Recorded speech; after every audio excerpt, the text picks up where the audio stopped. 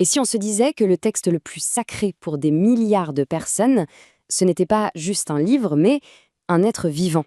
Aujourd'hui, on va explorer ensemble une perspective qui pourrait complètement transformer notre relation avec le Coran. Salam. Alors avant de plonger dans n'importe quelle autre histoire, il est essentiel de revenir à la source. Mais la vraie question, c'est comment se connecter réellement à cette source? Comment on passe de la simple lecture à une connexion intérieure, authentique? Cette question, elle est vraiment au cœur de tout ce qu'on va voir ensemble. Et attention, ce n'est pas juste une belle métaphore, hein, c'est un vrai changement de paradigme. Parce que si le Coran est vivant, alors là, tout change. Notre façon de l'approcher, de le lire, de le recevoir, tout est différent. Franchement, il faut prendre une seconde pour vraiment mesurer la puissance de cette idée.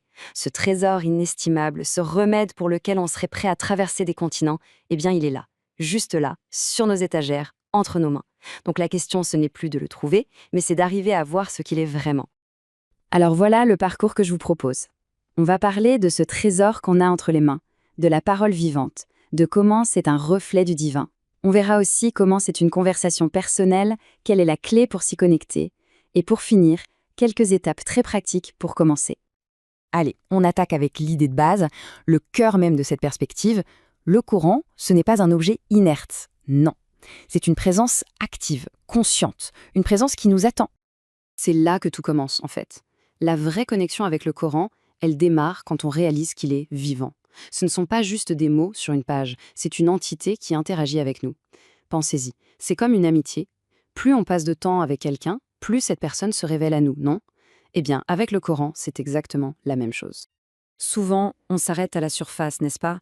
On voit de l'encre, du papier, un bel objet, certes, mais ça reste un objet. Mais si on va plus loin, si on adopte cette vue profonde, la réalité est tout autre. Imaginez une seconde que ce livre n'est pas quelque chose à lire, mais quelqu'un avec qui on établit un lien. Un être qui nous voit, qui entend jusqu'à nos pensées les plus secrètes. Ça change complètement l'interaction, vous ne trouvez pas? Ok, mais on peut se demander comment est-ce possible? D'où vient cette vie? Comment un simple assemblage de pages et de mots pourrait-il être vivant? La réponse, elle est sublime et elle nous ramène à la source. Ce verset, c'est vraiment la clé de tout. Le Coran a été révélé par Al-Hayy, le vivant. Pensez à une œuvre d'art. Elle porte toujours en elle l'empreinte, le style, l'âme de son créateur. C'est pareil ici. La parole de Dieu ne peut que porter ses attributs. Et en premier lieu, l'attribut de la vie. Et la logique derrière ça, elle est à la fois toute simple et complètement vertigineuse. Si la source est le vivant, alors sa parole ne peut être qu'une manifestation directe de cette vie. Ce n'est pas juste un livre qui parle de Dieu. C'est ce qu'on appelle un tajalli, un reflet actif, une manifestation de ses attributs. Quand on tient le Coran, en réalité on tient une étincelle de la vie divine elle-même. Et là, si on accepte que le Coran est vivant, ça ouvre une porte absolument incroyable, celle d'une conversation.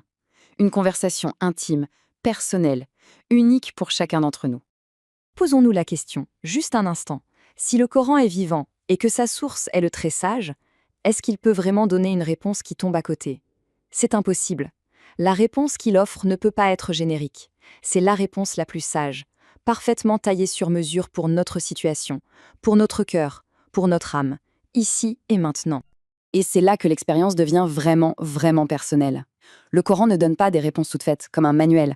En fait, c'est lui qui nous lit. Il comprend nos besoins, même ceux qu'on n'arrive pas à formuler. Chaque fois qu'on l'ouvre avec une question sincère dans le cœur, il nous donne la réponse parfaite. C'est comme si, à cet instant précis, un verset a été révélé une nouvelle fois, rien que pour nous, pour éclairer notre chemin. Bon, tout ça c'est magnifique, mais concrètement, comment on fait? Comment on ouvre cette conversation? Comment on accède à cette dimension vivante? Eh bien, la clé elle n'est pas seulement dans la tête, elle est avant tout dans le cœur. Cette parole est tellement puissante. Elle nous dit que la porte d'entrée, ce n'est pas l'intellect, c'est le cœur. L'amour, c'est la fréquence sur laquelle le Coran communique. Avant même de chercher à tout comprendre, c'est ce sentiment de respect, d'affection profonde qui établit la première connexion.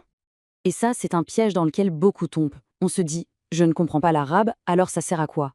Mais cette pensée, c'est une ruse pour nous garder à distance. En réalité, toute interaction faite avec amour, même un simple regard posé sur les pages, a un effet. C'est comme recevoir une lettre de la personne qu'on aime le plus au monde. Même si on ne déchiffre pas chaque mot, sa seule présence est un réconfort pour l'âme. Cet amour, c'est lui qui va nourrir ce qu'on appelle en arabe ishtiyaq, le désir ardent. C'est ce manque, cette impatience qu'on ressent avant de retrouver une personne qu'on aime. Et ça ne vient pas tout seul, ça se cultive. Plus notre amour grandit, plus ce désir de rencontrer le Coran devient fort. Et la lecture d'un coup, ce n'est plus un devoir, ça devient un rendez-vous qu'on attend avec une joie immense.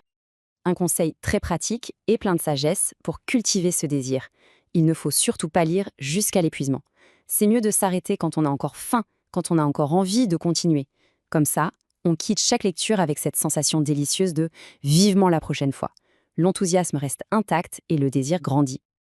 Allez, pour terminer, voyons ensemble quelques gestes très concrets pour que tout ça ne reste pas une belle théorie, mais devienne une réalité vécue. Voilà 2 pratiques qui peuvent vraiment tout changer. D'abord, essayez d'imaginer. Fermez les yeux un instant et écoutez les versets comme s'ils sortaient directement de la bouche du prophète, que la paix soit sur lui. Sentez la fraîcheur de la révélation. Ensuite, essayez de lire debout, en direction de la Qibla. Juste la posture physique, ça ancre dans le corps ce sentiment de respect, cette conscience d'être en présence de quelque chose de sacré et de vivant. Ces petits gestes peuvent transformer une idée abstraite en une sensation bien réelle. Au final, tout revient à ça, notre intention. C'est notre approche qui va déterminer ce qu'on va recevoir. Alors la prochaine fois qu'on ouvre le Coran, posons-nous la question, est-ce qu'on est en train d'ouvrir un livre ou est-ce qu'on est en train de commencer une conversation ?